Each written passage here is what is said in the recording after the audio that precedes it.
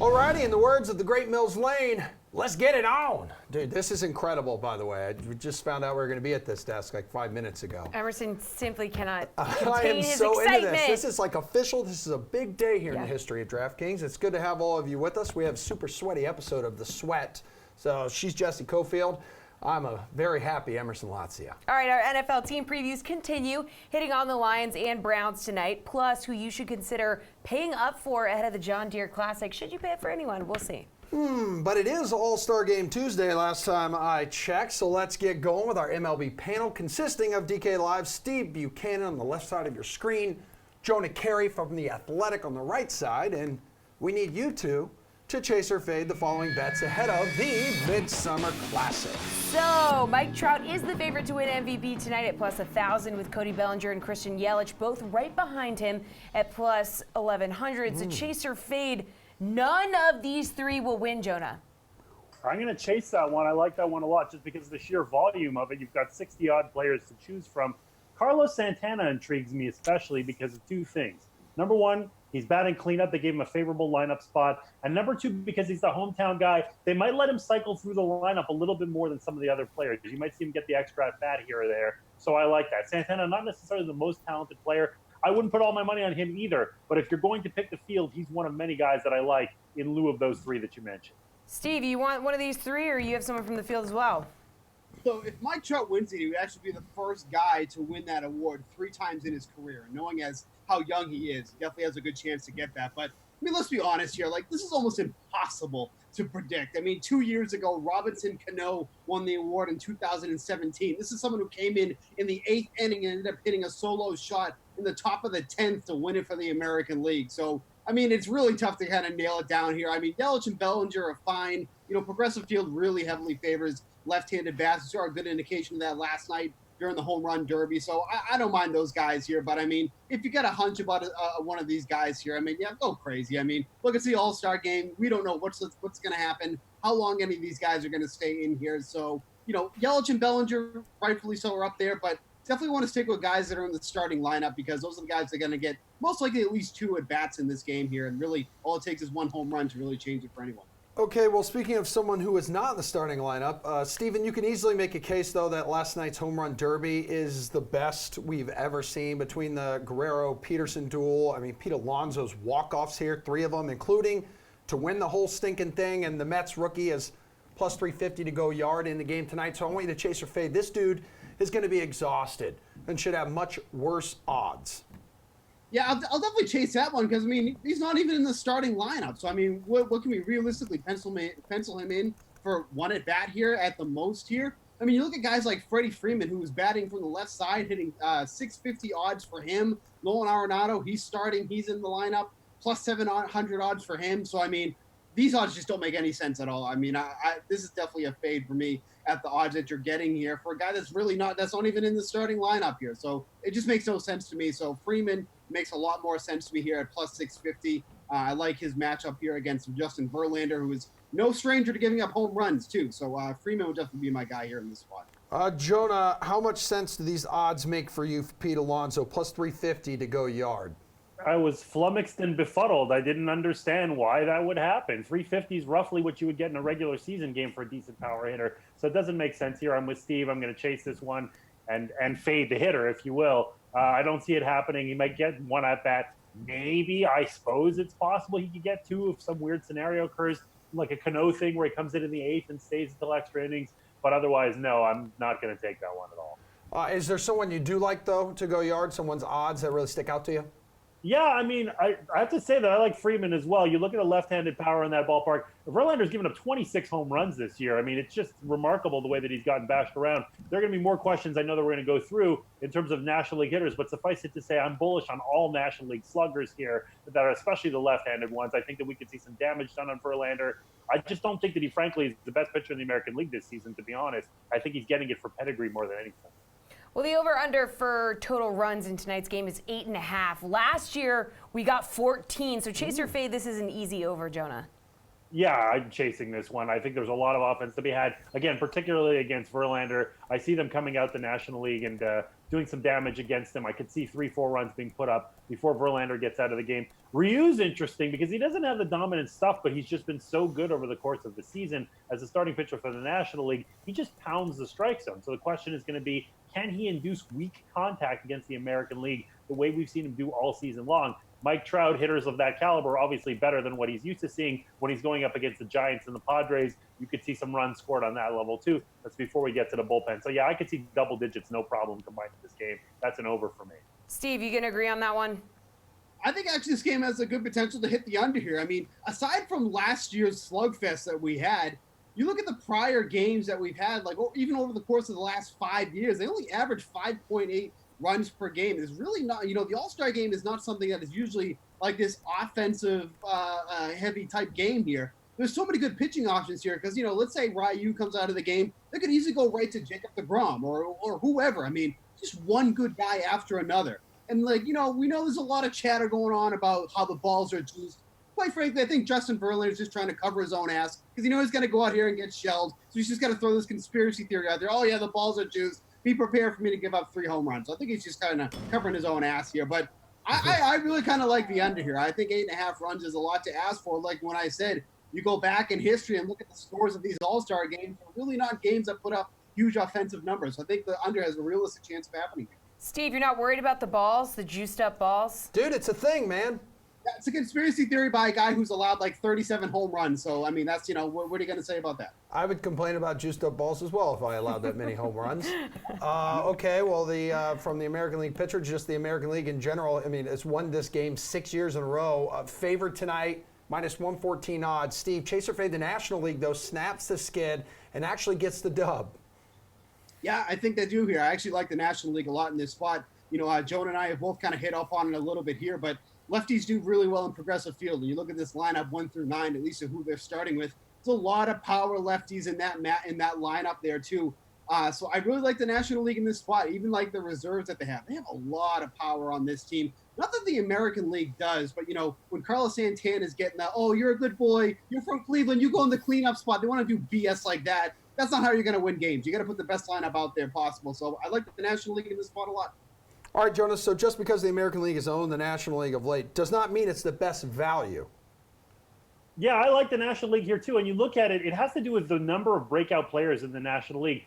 Let's say that you assume that the American League had the slight edge in talent in recent years. Cody Bellinger, that's an ascendant guy. That's a new guy. Josh Bell going nuts on the league. That is new too. Alonso, who we'll see in later innings, that's new. These guys are really just coming up and being stars right now. We mentioned the left-handed power with Bellinger and Bell. All that's true. And one point on the juice balls, by the way, I agree with Steve, but also the balls can be juiced. Two things can be true at once. It's true that they're juiced, and also Verlander's trying for the cop-out. Both of those things are accurate. Yeah, I agree with that. I think that's pretty accurate right there.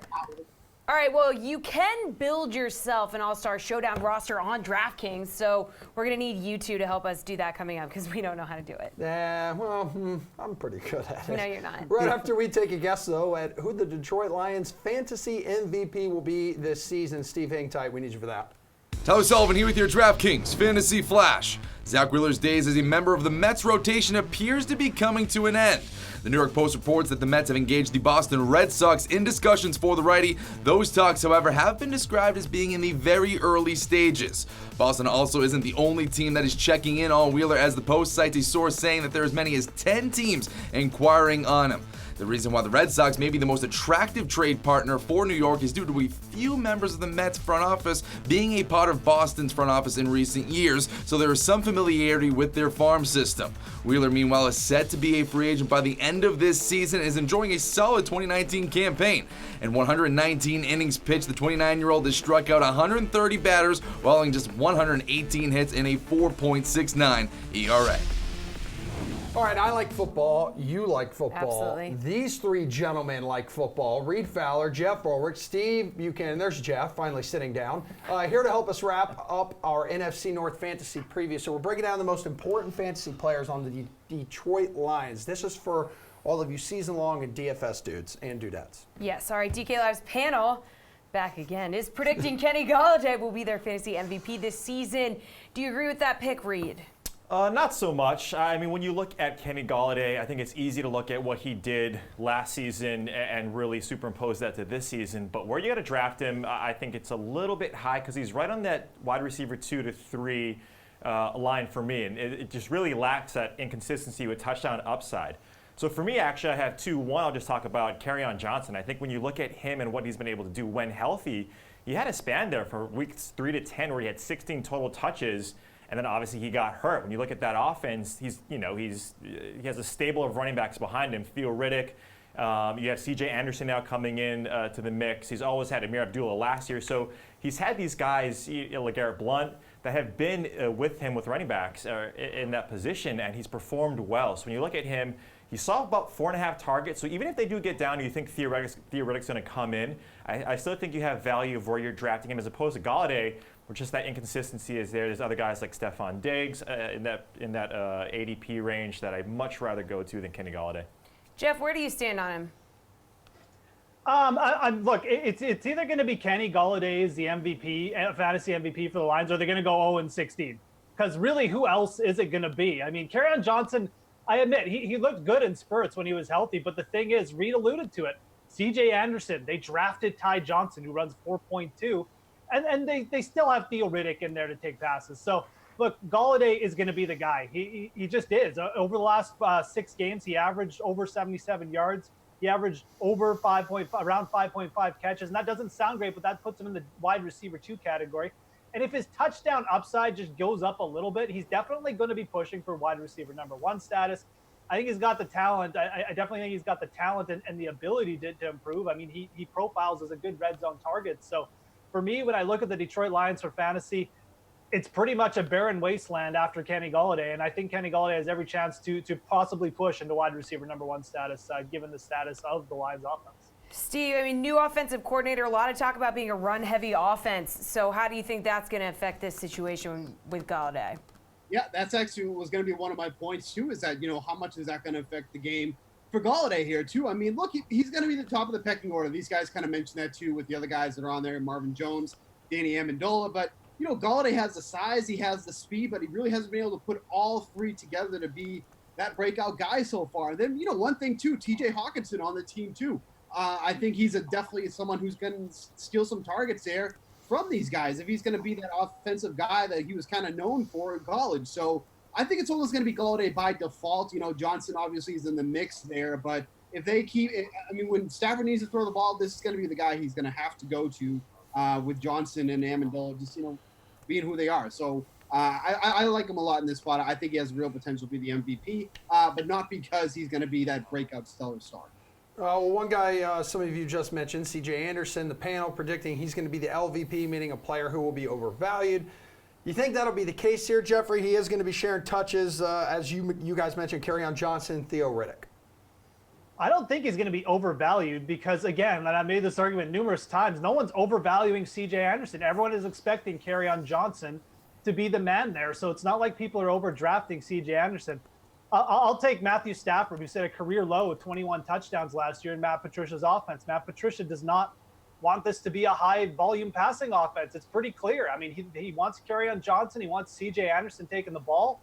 And I think there's still people out there who remember the year that Matthew Stafford threw like 40 touchdowns and had a big year and won them some championships, and they're still overdrafting Matthew Stafford. So for me, again, the Lions aren't exactly like the most thrilling fantasy team. They have a couple names to think about, but Matthew Stafford, for me, when you're talking about an overvalue perspective, I think he's going to be the least valuable player when it comes down to it. Hey, Jeff, real quick, what is that behind you? Does that say Golladay in? That's Kenny Golladay catching a touchdown, Jessie. Oh, okay. Just checking, obviously. But it makes sense why you were so high on him, because you obviously put in the effort to build that art. That's incredible stuff, Beautiful. Jeff. Steve, let's go to you. C.J. Anderson, how overvalued will you be? I mean, is this going to be the guy who failed to make an impact at Carolina at the start of last year, which eventually led to his release, or the guy we saw with the Rams? Jeff's going to drop this shtick. His art is questionable at best. Look, recency bias here. I think people are going to look at C.J. Anderson when they're drafting in the later rounds and kind of expect something from him here. Pretty much he was the guy for L.A. and the Rams near the end of the season. Like, he was the one that overtook Todd Gurley. So I mean, on this team, he's going to be like the new LeGarrette Blount. I feel like he's going to get some goal line work. He's going to be there for some short yards, but that's really pretty much it. I mean, at the end of the day, C.J. Anderson is still C.J. Anderson. He's not going to go out and get you 20 carries over 100 yards per game there. So I feel like the hype is still going to be there from what he did with the Rams, and I think people are going to overvalue him. So I think he's a perfect candidate to be that elusive LVP. All right, Reed, it feels like he should have a chance for a decent amount of work here. No. I agree with I agree with these guys. I mean, good for C.J. Anderson, right? He was on his couch before the Rams picked him up, and then obviously he became like an RB1 those last couple of weeks, especially in showdowns here for DFS. But these guys are right. No one's going out and drafting C.J. Anderson. And if you look at just Matt Patricia, what he wants to do with the Lions, it's what Belichick has always done with the Patriots, is get a stable of running backs and then use them, in the right positions. You have Burkhead, James White. Right now you have C.J. Anderson, Kerryon Johnson, Theo Riddick. So a lot of these guys, even though I do like Kerryon Johnson out of those running backs, you look at C.J. Anderson, you're really not going to get a ton of value out of this guy where you're drafting him in the 15th or 16th round, if even that, right? So maybe some spot starts where maybe Kerryon Johnson is questionable or he's not in, and you see C.J. Anderson get those goal line touches. But for me, it is actually Kenny Golladay. Not because of the talent, not because he's not the number one guy there. It's where you have to draft this guy, wide receiver, like around 18 to 20 in round 4. Kerryon Johnson, again, going a little bit earlier than that. But you look at Kenny Golladay and just the numbers, and then the pace of play, too, of the Lions. Steven mentioned it, where you look at just their run-heavy offense. That pace of play, they were 23rd last season in the NFL. And just with that being in mind, getting that wide receiver 2 in that area when you still have the Stephon Diggses and the guys who have a little more consistency, that worries me. So in terms of least valuable, in terms of value of where you're supposed to get them, and then that production there, that scares me a little with Golladay, but C.J. Anderson is not going to turn any heads. Alrighty, Steve, the panel, also has Kerryon Johnson as the breakout player for the Lions. I know we talked about this. Do you think he is going to be that breakout player? Yeah, because really you look at this team and it's, who else could it really be? I mean, I think you could make the argument for T.J. Hawkinson, but, tight end in the first year, don't want to put too much stock into that. But, I mean, truly, anybody who puts on a Lions uniform and breaks a 70-game streak of not going over 100 yards as a running back should have a statue and trace of him in Detroit. I mean, this is going to be the guy going forward to be the RB1 here, and there's not much competition behind him. And like we mentioned, we think the Lions could end up doing a run-heavy approach here with the new offensive coordinator. So I think there's a lot to like about him this year, and I think we could really see his true potential in the 2019 season.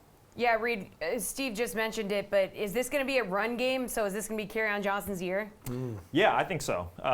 Clearly, the way I answered the first question, I think Kerryon is that guy. Not necessarily breakout, because we kind of saw that last season. It's actually T.J. Hawkinson. I like how Steve mentioned this guy's name. But for the second half, when we look at tight ends, it's just a barren wasteland, right? Rookie tight ends, that's clearly going to be an issue where a lot of people are going to be off him, but you're not going to be drafting Hawkinson super early. He might be in the 2 tight end set in terms of your team, which, again, rostering 2 tight ends is questionable. But look at what happened last year. When you just look at Eric Ebron over his first, 4 or 5 years, or 4 years with Detroit, he averaged about 4.5 targets per game over that 4-year span. If you get 1 more target per game, that puts you just outside the top 10 for tight ends. And again, I could easily see T.J. Hawkinson, again, looking at what Belichick does with the Patriots and what Patricia wants to do with the Lions, really focusing on this guy along with Kenny Golladay and Kerryon Johnson in that second half of the season. So I got Hawkinson later on.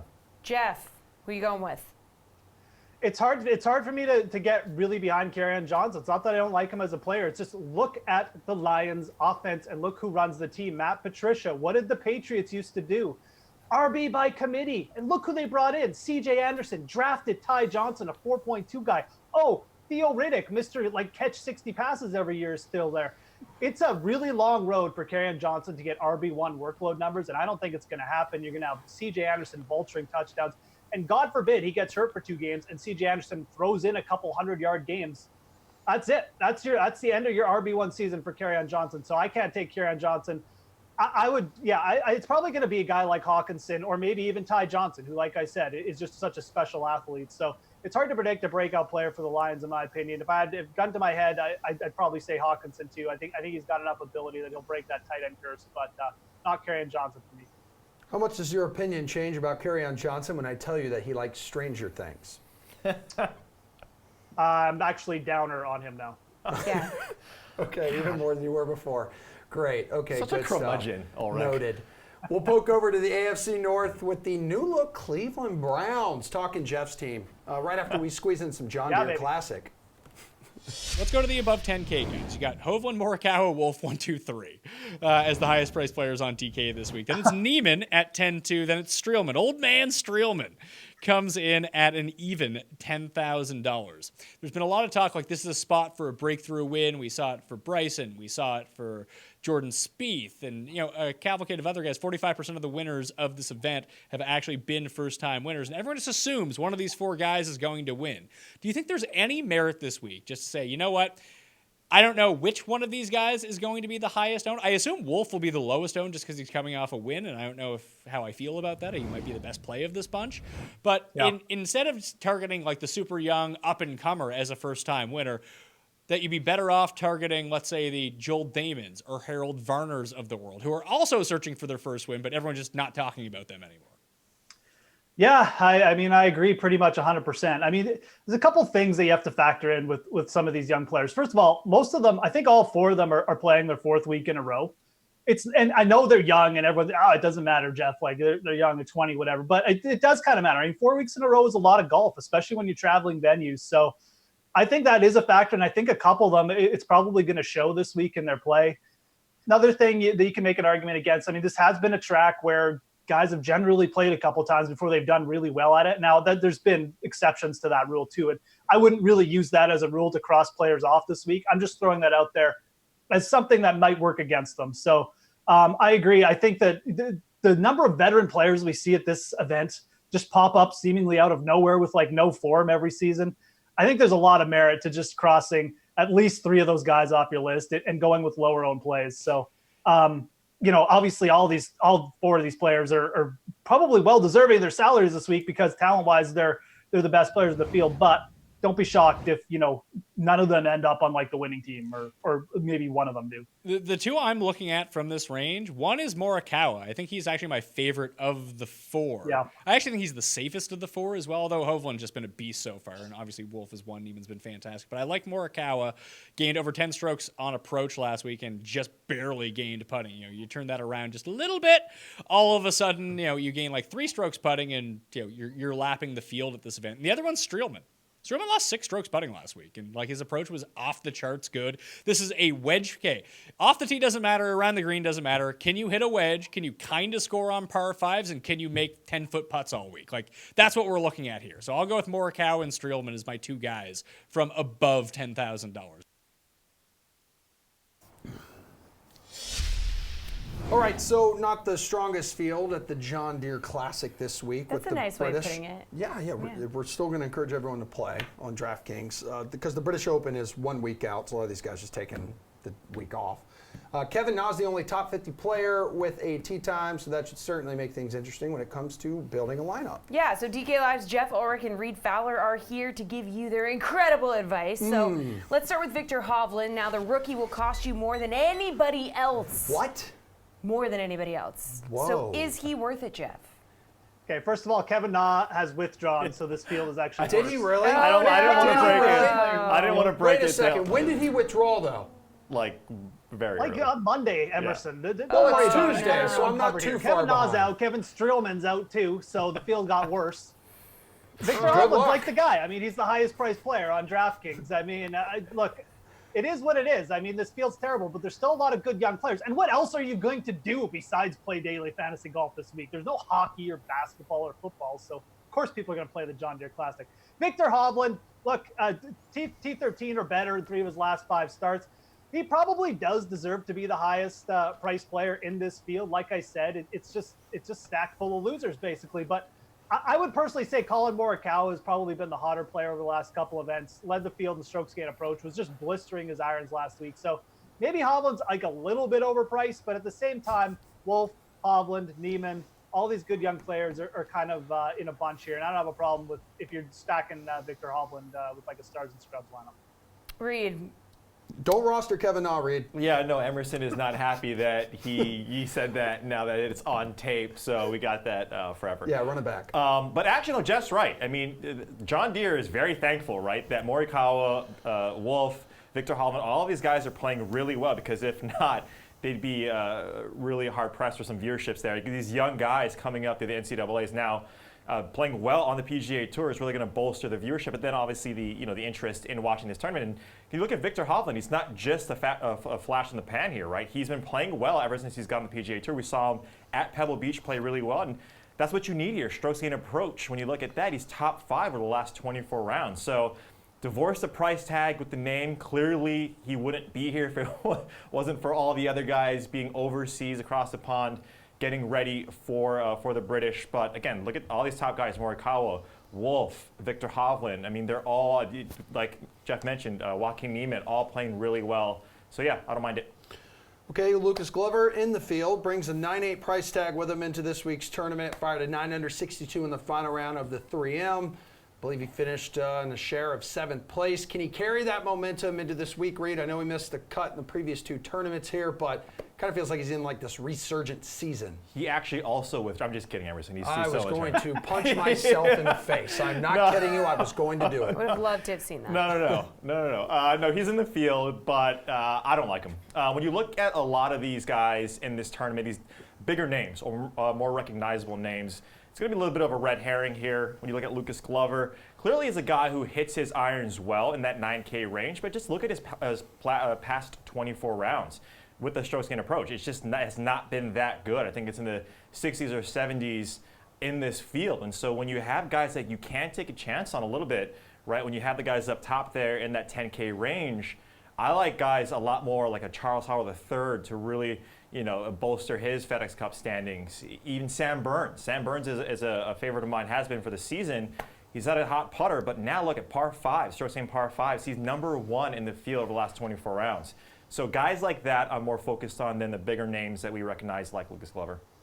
Former U.S. Open champion here, Jeffrey. Last week, his 5th top 10 finish, 13th top 25 of the season. Kind of moving and grooving.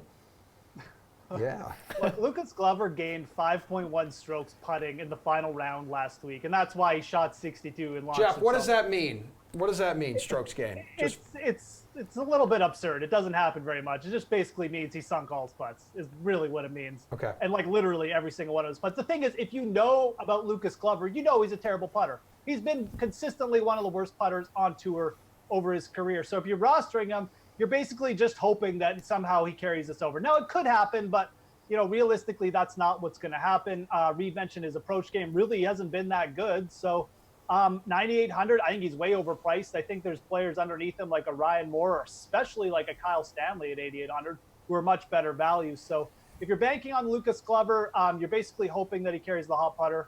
Could happen, not for me, definitely not like a cash game.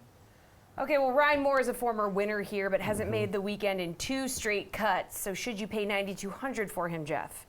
Yeah, see, this is what I'm talking about. I think Ryan Moore is actually a pretty good value, and people might be down on him because he's missed a couple cuts, but his approach game and his wedge game from like 125 yards out to 150 has been just fine. It's been normal Ryan Moore. He's just really struggled with the putter. Now, you're probably saying, well, you got to sink your putts this week, Jeff. But Ryan Moore knows how to navigate this course. The former winner.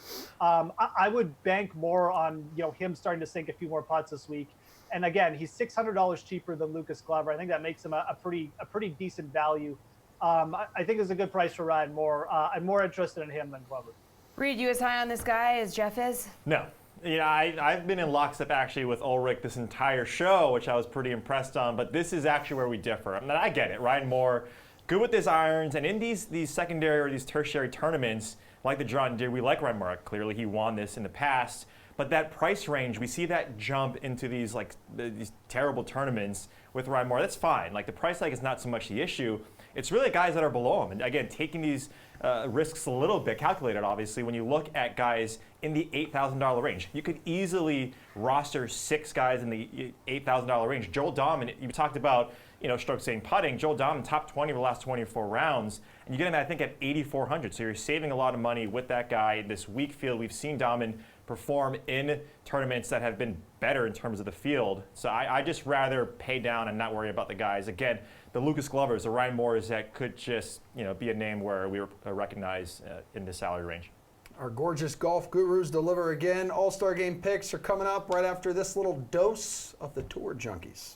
And then finally, a guy at 400 to 1. 400 to 1. Wee Kim. Okay?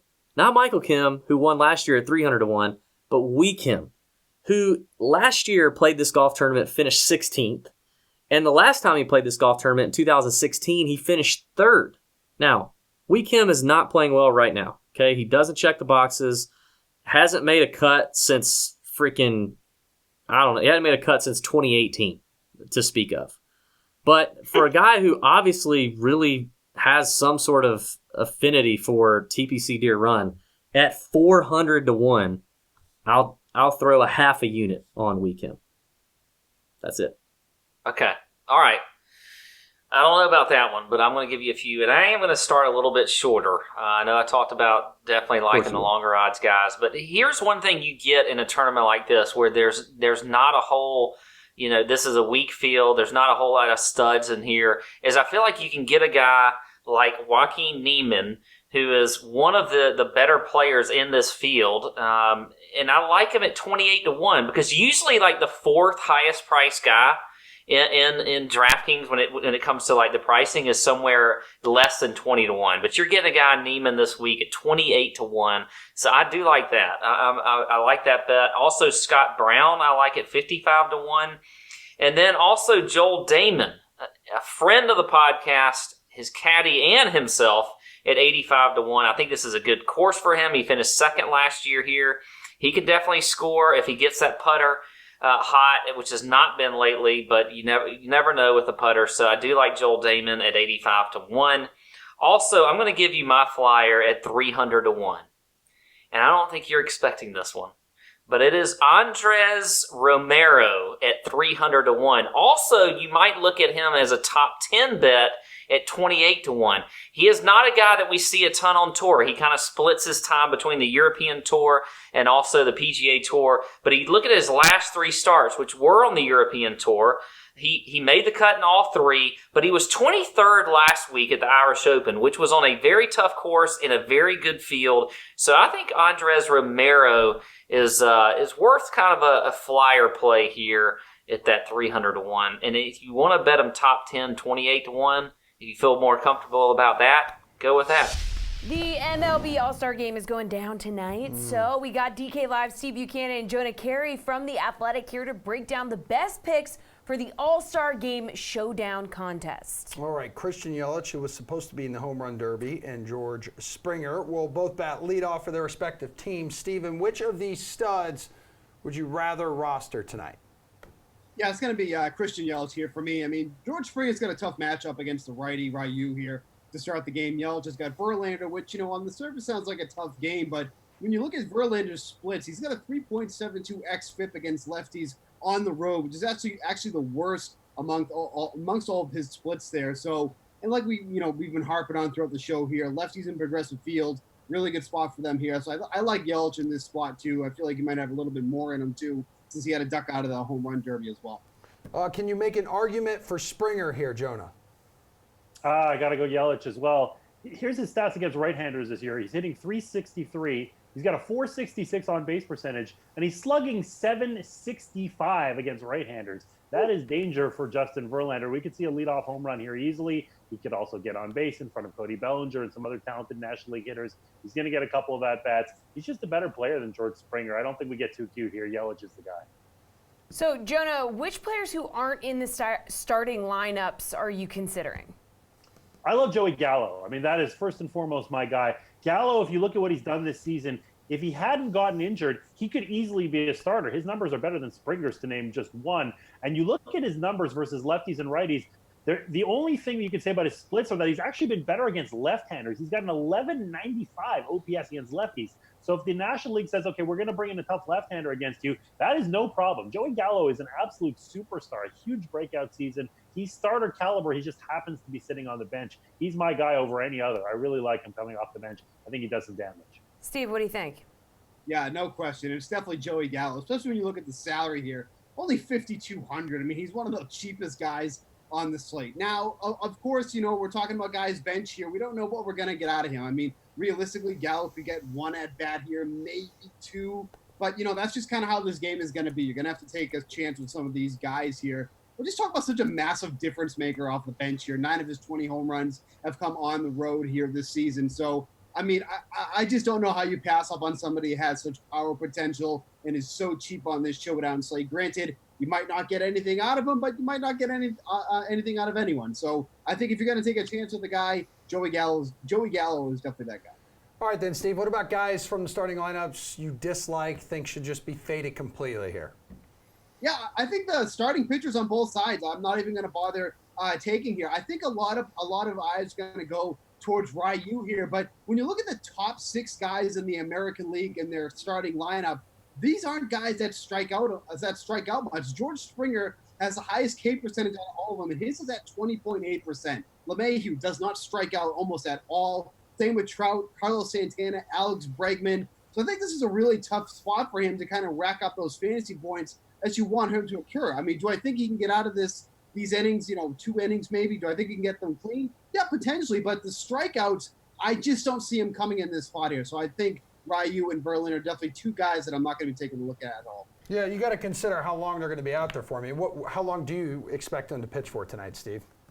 I mean, 2 innings, 3 at the most, and yeah. I probably think 3 is pushing it as well. So I think these guys are just, I mean, they're cheap. They're very, very cheap. You're never going to see these guys that cheap again. But, realistically, I just don't see the upside with them, especially if they're going to go 2 innings at the most. Jonah, what about you? How about in the offensive bats, or is it just a no-brainer with the short stint that these starters are going to be on? Yeah, definitely with Steve on the starters. I will say I don't love Michael Brantley in this matchup. Michael Brantley has no power whatsoever against lefties this season and really hasn't in recent years. And you look at the National League staff, they've got Ryu, and then if they go to their bullpen guys, they've got Hader, they've got Will Smith, they've got Felipe Vasquez. Those are brutal, brutal matchups for a guy who's just not all-star caliber against lefties.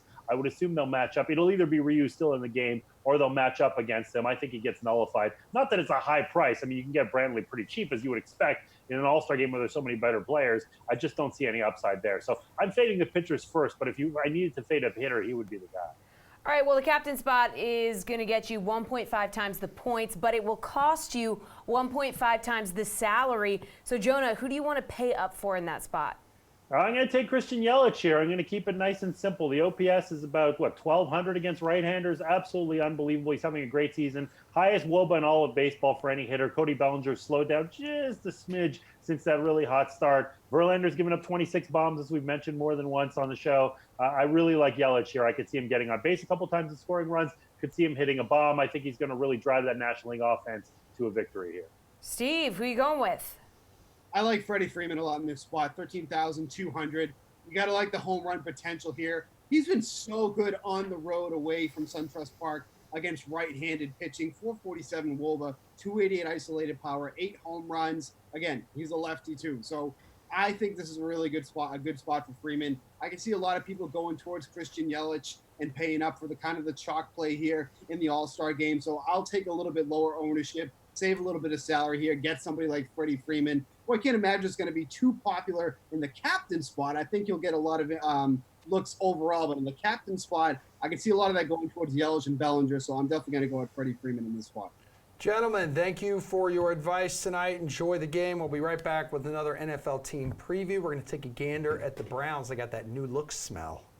How's it going? I'm Brendan Glasheen, and with the DraftKings Fantasy Flash. Well, Justin Verlander has certainly stirred up conversation in Cleveland this week. The 8-time All-Star told reporters the baseballs used in MLB games this season are a bleeping joke and believes 100% the league has implemented juiced balls to increase offense. Verlander was really at the podium just to talk about being named the American League starter. I'm honored, yada yada. So if you're looking for someone to blame, Commissioner Rob Manfred, it's manager Alex Cora for naming Verlander the starter. All right, in all seriousness, the commish had a response and said baseball has done nothing, given no direction for an alteration in the baseball. The flaw in logic is that baseball wants more home runs. If you sat in owners' meetings and listened to people and how the game is played, that is not a sentiment among the owners for whom I work. Hitters are on pace to blast 6,668 home runs, which would top the sport's record set in 2017 by 500 more homers. Yikes. While Verlander is probably mostly upset, he's let up 26 bombs this year, the most in baseball, by the way. The star pitcher maybe has a point. All right, let's continue our NFL preview, shall we? Mm-hmm. Great. DK Live's Jeff Ulrich, Reed Fowler, Steve Buchanan, all back to take a look at the Browns. Ooh, okay, Jeff. DK Live's panel is predicting Odell Beckham Jr. will be their fantasy MVP this season. Do you agree with OBJ as MVP? I mean, it's a fine choice. I mean, I think Odell Beckham's going to have a very good season, but my choice would be Baker Mayfield. And it comes down to this. I think you're just going to get a little bit more value out of drafting Baker Mayfield at his current average draft position. I got Baker Mayfield to be one of the top 3 quarterbacks in fantasy. I think right now he's getting drafted more around the 5th to 7th spot. So obviously Odell Beckham already getting drafted as one of the top wide receivers, but I think everything is on the table for Baker Mayfield to just have a monster, and I'll throw it out, a monster Patrick Mahomes-like season. I mean, I think you go back to college, you realize this player was every bit as good as Patrick Mahomes in college, and he's got as good a pocket passer. I think the tools are there. I think Freddie Kitchens, Odell Beckham, Jarvis Landry's still there. I think Baker Mayfield's going to be the MVP of this team. I think he's going to have a monster year. Oh my God, man. Reed, what do you think? Yeah. I mean, is it going to be Baker? What? This guy right here? I mean, no, I mean, a Patrick Mahomes type season is pretty bold there, Jeff. Yeah, I that's appreciate what he does. The take. He's just trying to get those clicks. No, look, OBJ, like these guys mentioned, it's sort of the easy route, I think, right? When you look at DK Live's panel, which, you know, I love and adore there. But look, where is OBJ's upside? He's not going to beat out Hopkins, Thomas, right? Some of these other guys, Devontae Adams in that wide receiver role, because you just look at how many proverbial mouths there are to feed in Cleveland. The other thing I would talk about with Baker, which kind of scares me a little bit, but not too much, is their defense is really good. And you'll hear this a lot, right? Their defense with Myles Garrett, right? Olivier Vernon. You have Sheldon Richardson in the middle there. Their defense is going to be strong. And Freddie Kitchens, although great as an offensive coordinator, we still have yet to see Cleveland, which has been an organization that has been bad for a long time, try to wrangle all of this talent together. OBJ was the #1 receiver and got paid in New York, and he still had issues. That's what kind of scares me with OBJ, to where I would favor with Jeff a little bit on Baker's upside. But OBJ, I mean, when he's on the field, he's amazing. We see 1,000 yards plus in both of the seasons that he was on the field for more than 10 games. And that's the issue, is that he's only been on the field 16, 17 times out of the last 32. So that does scare me. Steve, is OBJ like the easy choice here? I mean, he's the easy choice here. I mean, obviously, when you get a guy like Odell Beckham, I mean, he's a game changer. He's a team changer, everything here. But I'm going to go with Jeff. I think it's going to be Baker Mayfield here. I mean, there's one guy, calm down. You have one guy on here who's going to, eat all these targets, but there's going to be someone who can do it well. And Baker Mayfield is that guy. I mean, you just look at what he did the final 5 weeks of the season. If that's the Baker Mayfield that we're going to see next season, holy crap, he is going to be one of those talked about quarterbacks going into the draft for next season. I mean, this is somebody that has immense potential. He's got so many weapons at his disposal here. And yeah, I think Baker Mayfield is going to be the guy here this season. All right, Reed. Well, the panel predicting Jarvis Landry is going to be the LVP, so the player who will be most overvalued. Do you think that'll be the case, or does someone else come to mind? Having OBJ there's not going to help. Yeah, so this is tough because, again, you have Jarvis Landry, David Njoku, OBJ. You have the guys in the backfield like Nick Chubb.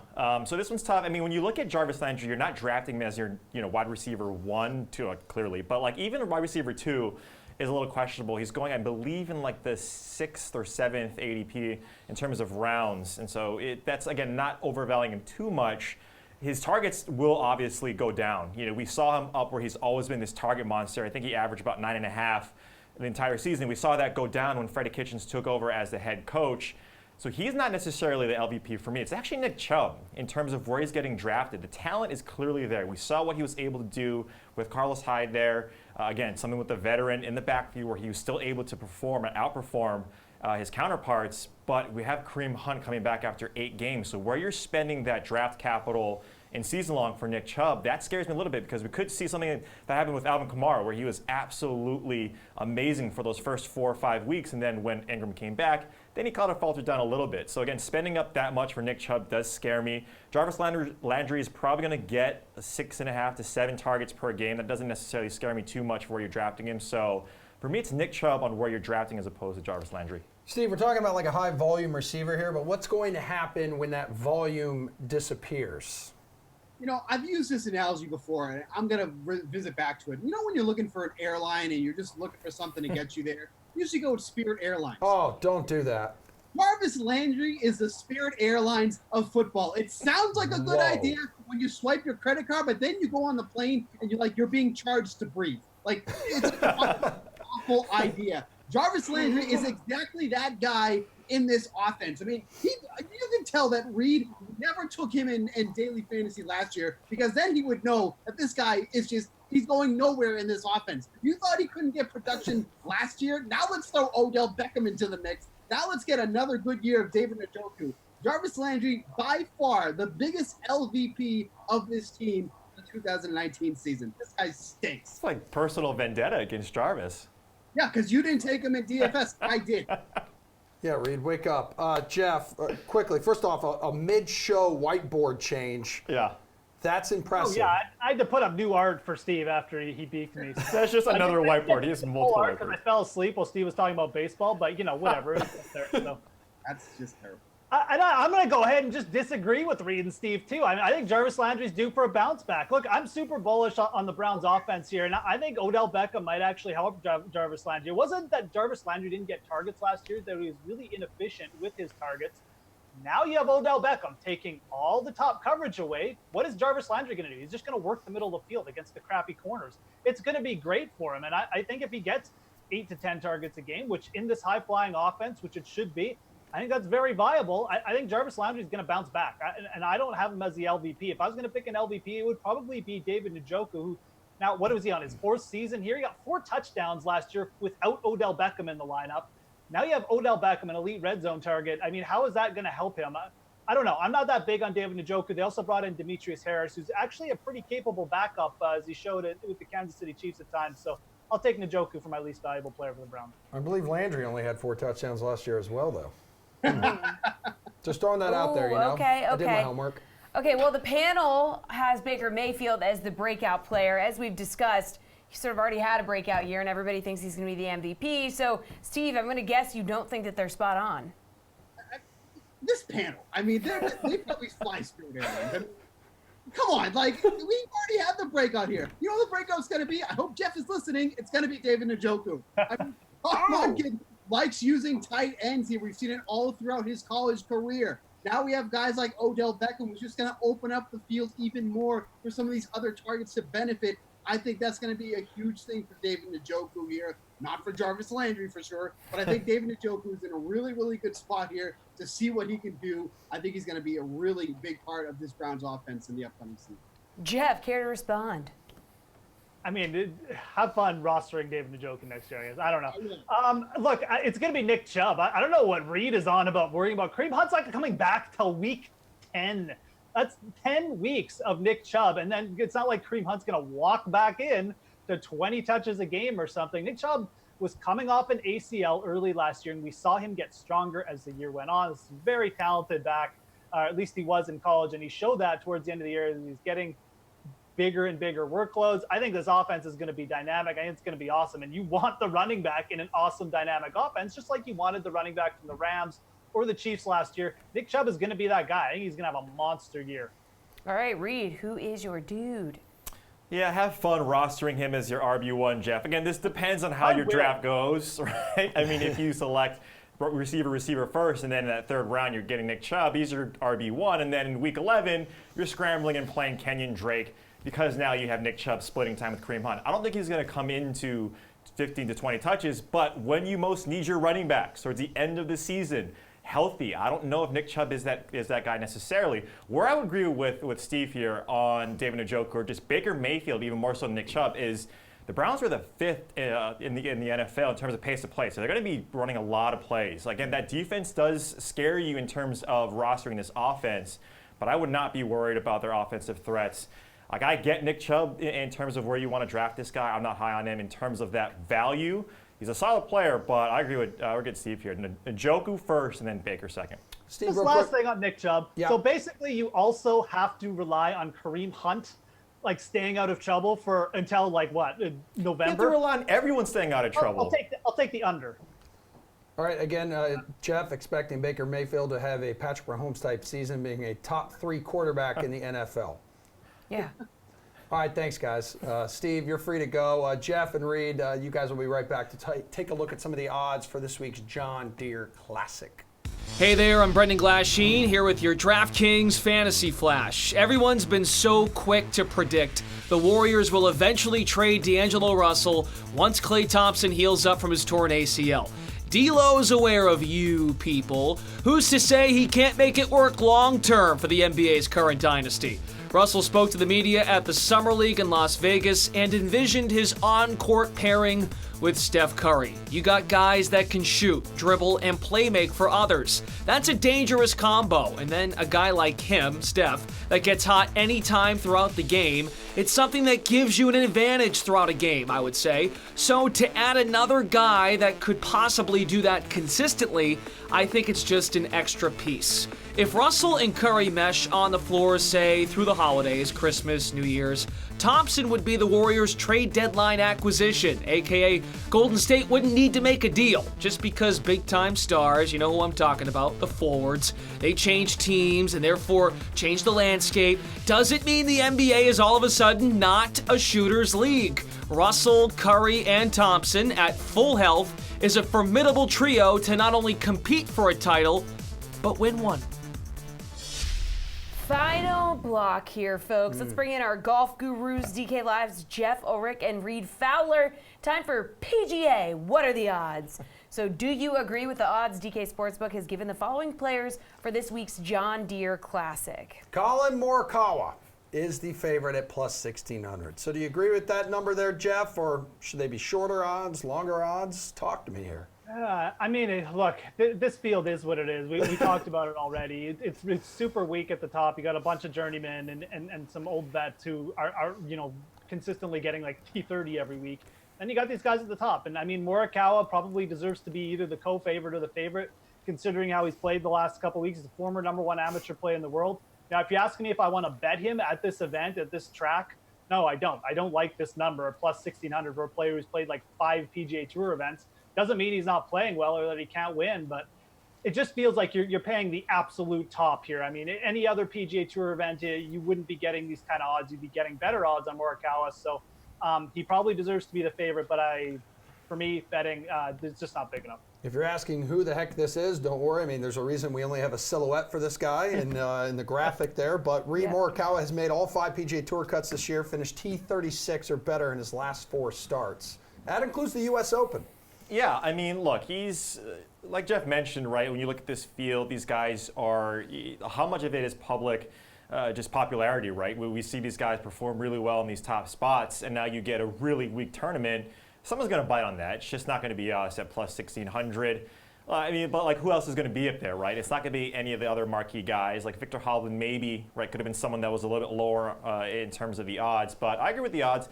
The guys that I'm looking at, like, I'm not taking anyone below plus 4,500. I talked about Sam Burns, right, in terms of what he's been able to do over the last 6 tournaments or so. Like, he's someone that I'm looking at. But even looking at that plus 9,000 range with other guys that I'll talk about in a little bit are just a little more appealing in terms of this. I wouldn't, venture to think that any of these guys who are at this number would do well. He's hitting the ball well. Strokes gained approach, we talked about it. He's hitting the ball well, but just not for a win. All right, well, last week's winner, Matthew Wolff, is at plus 2,200, the 3rd best odds in the field. So, Reed, do you like that number for him? Yeah, like I said earlier, right? When you look at just what these young guys have been able to do, who else is going to be up there? I think when you have guys like Ryan Moore, Lucas Glover, right? These guys are going to get those big names. He's going to get those odds that are clearly where we're not supposed to be. But Matt Wolff, he's hitting his irons extremely well. And look at these young guys, all of them, right? Over the past 6 months or so, we talk about Matt Wolff. I mean, he's been playing week over week, and he's been performing well. So if you want to take a shot at that, I don't mind it. Again, like I mentioned earlier, that plus 45 is sort of where I'm sort of leaving the watermark in terms of where I want to bet. But at plus 2,200, I don't mind it. Jeff, where do you sit on this guy? Yeah, I mean, I'm just going to group Matt Wolff together with all the other young players again, because I feel like they're just, you have to talk about one, you talk about them all together. And it really comes down to, some of it comes down to venue this week. Last week we saw a big open venue. Guys could bomb it off the tee. It wasn't that technical. You basically just placed it in the big fairways, and then you had a longer approach. And I think it really suited a guy like Matt Wolf's game. John Deere, the TPC Deere run, it's just not a similar track. It's shorter, it's more technical. You hit the fairway, you place it on the green with your wedge, and then you make your putts. It takes power a little bit out of the game. It's less of a bomb and gouge kind of thing. And I just don't think it's going to work well enough for a guy like Matt Wolf or Colin Morikawa, where you want to be betting them at these prices. Veterans have typically done very well at this event. Zach Johnson, Steve Stricker's a 3-time winner. These are not power players. They're precision players with really good putters. I think you stay away from these younger players, especially for betting this week. So, again, I don't really like this price on that one. Jeff on the old guys finally this week. Join the club, baby. I like it. You have to play the old guys at the John Deere. It's a tradition.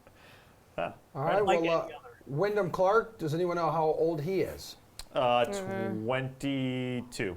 Okay. Not an old guy. I'll check here in a second. He finished T5 last week, though. He's at plus 5,500. Jeff, should he have a lower number here? 3 straight top 20 finishes, bud? I mean, this is a more palatable number at plus 5,500, obviously. And Wyndham Clark has actually played a little bit more on tour. He did pretty well at the Honda Classic, which is another technical track. He's a much better putter than a lot of these young guys, or at least he has been over the last year. We'll see long term. But I mean, he's like top 20 in strokes gained putting, which has some interest in me.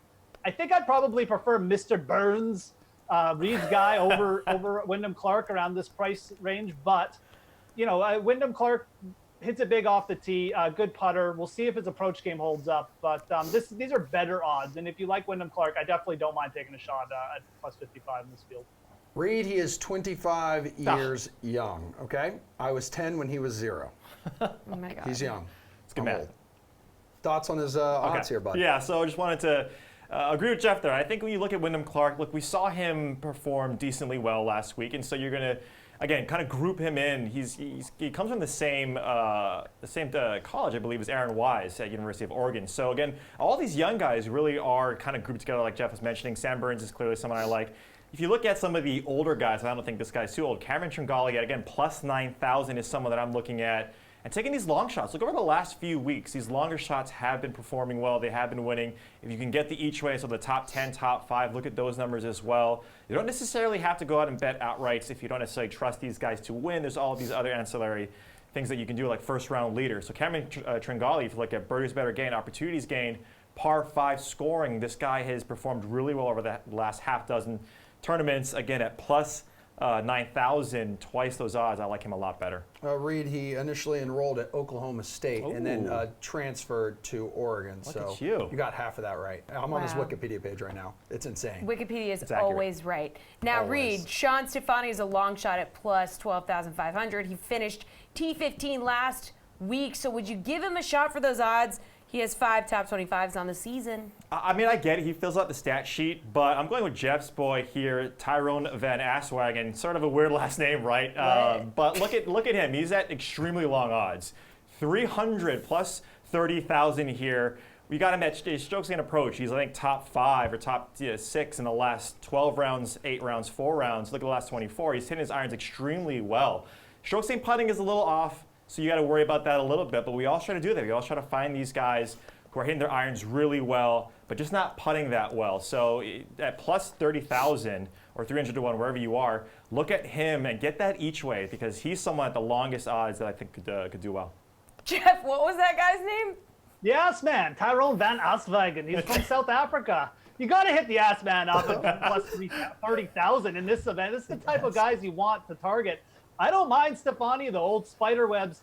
I think it's actually pronounced Sean Stephanie, by the way, but who cares?